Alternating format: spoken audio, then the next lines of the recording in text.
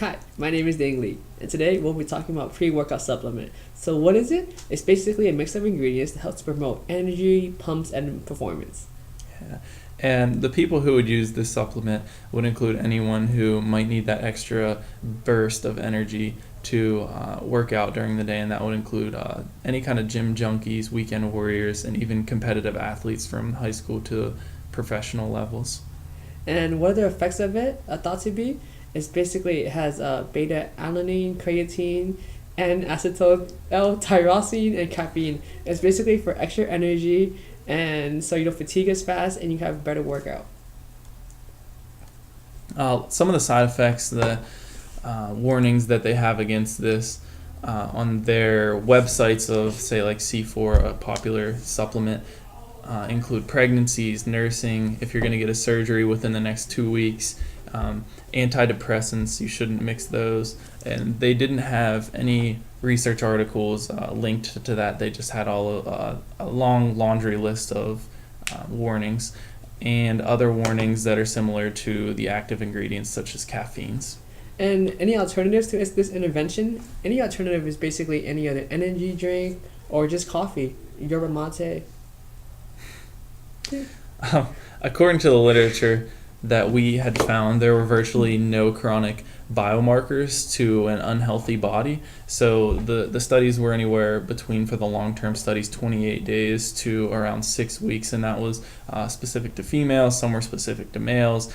Some were I'd like to call it an overdose of the supplementation, and some of these biomarkers that were not significantly changed include the heart rates, the systolic and diastolic blood pressures, the BUN, the creatinine, the ratios, total proteins, albumin, AG ratios.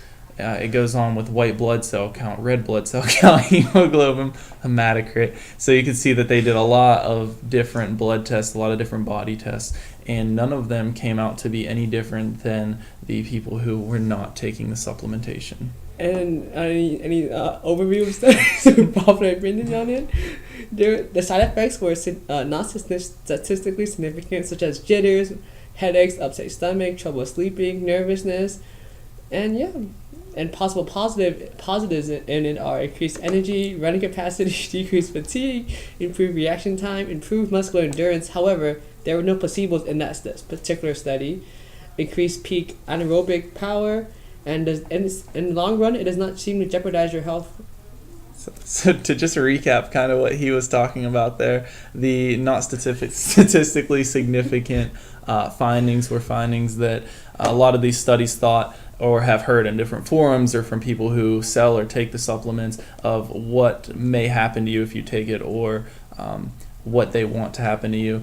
Sometimes the websites will tell you that the jitters or the more energy is a good thing that will come from the supplementation. Other things like the headaches would be bad things, and none of them were shown to be significantly applicable to the supplementation. And the negatives in it is the price, of course, and then the reliance on supplementation exercise. And will we recommend it to our family members? Due to our strict frugal upbringings, we would not recommend this to our family member, as it only increases your motivation exercise and doesn't seem to have any long-term effects at all. If I wanted to work out longer, I would just work out longer.